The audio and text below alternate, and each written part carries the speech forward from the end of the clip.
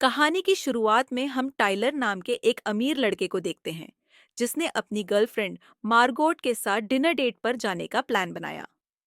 वह दोनों हथ नाम के एक महंगे रेस्टोरेंट में जाने वाले थे जिसका मालिक शेफ जूलियन था। यह रेस्टोरेंट एक आइलैंड के बीचों बीच बना हुआ था, इसीलिए वो दोनों एक बोट लेकर आइलैंड तक पहुंचे। उनके अलावा वहां और भी कई अमीर लोग मौजूद थे। खैर, जल्द ही सब लोग रेस्टोरेंट में पहुंचे, जहां हेड वेटर्स एल्सा ने उनका स्वागत किया। फिर उसने सारे गेस्ट्स को पूरा रेस्टोरेंट घुमाया। एल्सा ने कहा कि यहाँ का स्टाफ बिल्कुल परिवार की तरह मिलजुल कर रहता है। वो सब सुबह 6 बजे से लेकर रात 2 बजे तक मन लगाकर काम करते हैं। आखिरकार सारे गेस्ट रेस्टोरेंट में जाकर अपनी अपनी सीट्स पर बैठ गए। उनके ठीक सामने किचन थी, जिसमें कई सारे शेफ बड़ी बारीकी से डिनर तैयार करने में लगे हुए थे। तभी अल्सा ने सभी गेस्ट को समझाया कि देखो, खाना आपके सामने ही बनेगा, लेकिन फोटो मत खींचना, वो अलाउड नहीं है यहाँ पे। इसके बाद जब उनका मेन शेफ वहां पहुंचा, तो एल्सा ने उसे बताया कि टाइलर अपने साथ किसी मार्गोट नाम की लड़की को लाया है, लेकिन उसका नाम तो लिस्ट में है ही नहीं।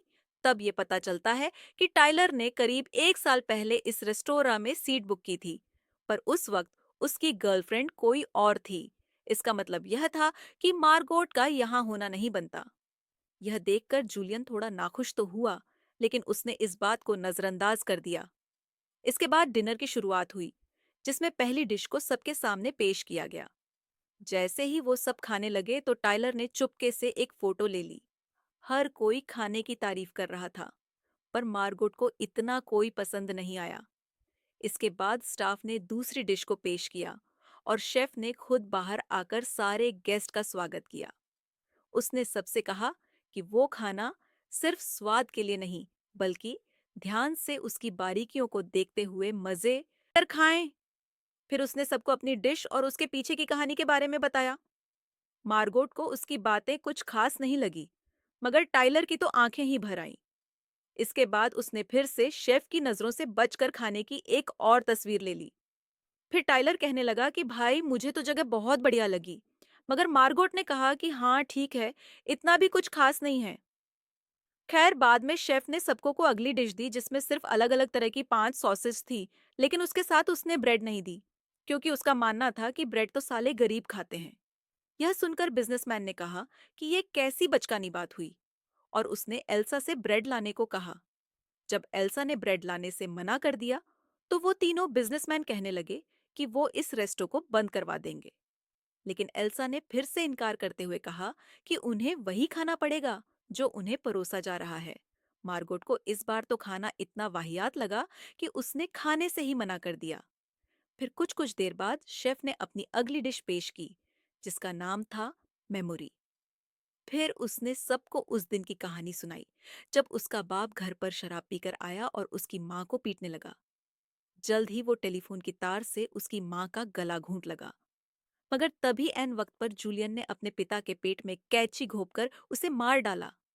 ये सुनकर सारे गेस्ट थोड़े घबरा गए, पर उन्होंने सोचा कि शेफ ने अपनी डिश को और खास बनाने के लिए झूठी कहानी बनाई होगी।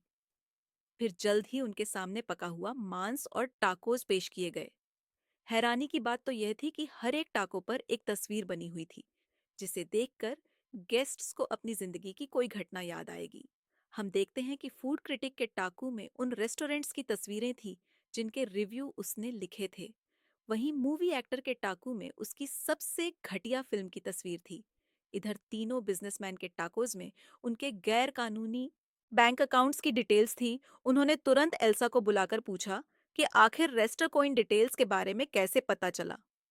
उन्होंने रेस्टर को बंद करवाने की धमकी भी दी, मगर एल्सा ने कुछ भी बताने से ने साफ इनकार कर दिया। उधर एन के टाकोज में रिचर्ड और एक जवान लड़की की तस्वीर थी।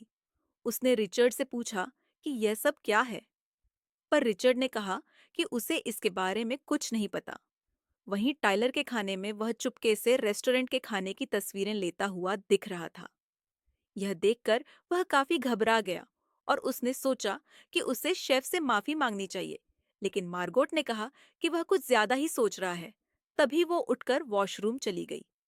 तभी शेफ उसके पीछे वॉशरूम में आ गया और उससे पूछा कि आखिर वह कौन है।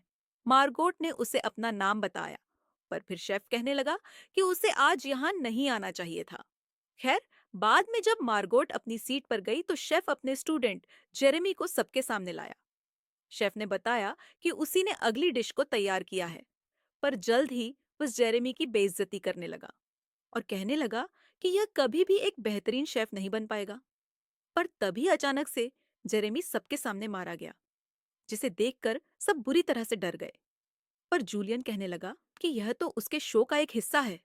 कुछ देर बाद वो सब फिर से बैठ गए, पर रिचर्ड ने कहा कि वह बाहर जाना चाहता है। एल्सा ने उसे बार बार अपनी सीट पर जाने को कहा, पर वह सुनने को तैयार ही नहीं था। तभी अचानक रेस्टोरा के स्टाफ ने उसे पकड़कर उसकी एक उंगली काट डाली, जिसे देखकर सबके होश ही उड़ गए। इसके बाद सबको चेतावनी दी गई कि अगर उन्होंने यहाँ से भागने या शेफ के बनाए हुए खाने को खराब करने की कोशिश की, तो उन्हें इससे भी ज्यादा भयानक सजा मिलेगी। यह सुनकर बाकी सब बुरी तरह डर गए, पर टाइलर चुपचाप बैठकर अपना खाना खाता रहा। फिर कुछ देर बाद जूलियन ने मार्गोट को किचन में बुलाया और अपनी असलियत बताने को कहा। शेफ ने कहा कि उसने दिन रात मेहनत करके इस डिनर की तैयारी की थी, पर उसकी मौजूदगी से सब कुछ खराब हो रहा है। शेफ ने उसे बताया कि आज यहाँ आए हुए सभी गेस्ट्स की मौत हो जाएगी। फिर उसने मार्गोट को 15 मिनट का टाइम देकर कहा कि तुम चूज कर लो कि मरना है या जिंदा रहना है।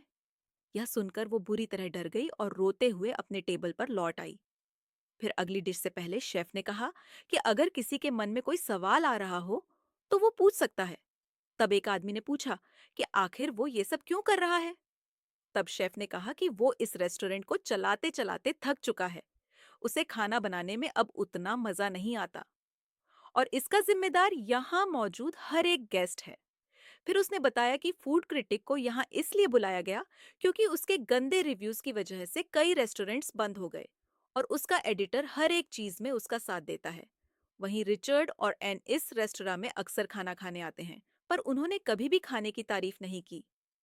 शेफ ने कहा कि उन्हें तो यहाँ की किसी डिश का नाम तक नहीं याद होगा। खैर, फिर उसने सबको को अपने एंजल इन्वेस्टर के बारे में बताया, जिसने इस रेस्टोरा में पैसे लगाए थे। तब ये खुलासा होता है कि जूलियन ने उसे बाहर पानी के ऊपर लटका रखा था, क्योंकि वो मुनाफे के लिए बहुत लालची होता जा रहा था और उसने जानबूझकर रेस्टोरा के मेन्यू को कई बार बदलने की कोशिश की। तभी अचानक शेफ ने उस आदमी को पानी में डुबोकर सबके सामने मार डाला। फिर 15 मिनट बाद उसने मार्गोट को अपने ऑफिस में बुलाया और उससे पूछा कि उसका रिचर्ड से क्या नाता है। आखिरकार मार्गोट ने खुलासा किया कि वो एक वैश्य दरिंदा है और उसका असली नाम है एरिन। पहले वह रिचर्ड के लिए काम करती थी और रिचर्ड उसे खूब पैसे देता था। यह सुनकर उसने एरिन को वापस टेबल पर भेज दिया। फिर अगली डिश लाने से पहले शेफ ने टाइलर से पूछा कि वो यहाँ क्यों आया। तब टाइलर ने कहा कि वो तो इस रेस्टोरेंट में कई महीनों से आना चाहता था और जैसे ही उसे मौका मिला उसने टिकट बुक कर ली। टाइलर ने कहा कि वो एरिन को साथ इसलिए लाया क्योंकि उसकी गर्लफ्रेंड ने उसे एन वक्त पर धोखा दे दिया। यह सुनकर एरिन को गुस्सा आ गया और उसने टाइलर पर हमला बोल दिया, पर स्टाफ ने जैसे जैसे तैसे उसे शांत किया। बाद में शेफ ने एरिन को अपने ऑफिस में बुलाकर डेजर्ट तैयार करने में उसकी मदद मांगी। उसने एरन को स्टोर से एक डिब्बा लाने को कहा और वह चुपचाप चली गई। इधर मूवी स्टार ने कहा कि उसने ऐसा कौन सा गुनाह किया है कि उसे यह सजा दी जा रही है, जिस पर शेफ ने जवाब दिया कि तेरी एक फिल्म बहुत बेकार थी, पूरा मूड खराब हो गया मेरा देख के। उधर एरन स्टोर जाने की बजाय शेफ के घर में घुस गई। जहां एक बंद दरवाजा था उसने अंदर जाने की कोशिश की, पर तभी एल्सा ने चाकू से उस पर हमला कर दिया और दोनों में हाथापाई शुरू हो गई। अचानक एरिन ने अनजाने में एल्सा को जान से मार डाला। वह काफी घबरा गई, पर फिर वह एल्सा की चाबी लेकर शेफ के कमरे में घुस गई। वहां उसे शेफ की बहुत सारी तस्वीरें और अखबार के आर्टिकल्स दिखाई दिए। हर तस्वीर में वह गुस्से में था, पर उसकी सबसे पुरानी तस्वीर में वह हंस रहा था। यह तब की बात है जब वह एक बर्गर की दुकान में काम करता था।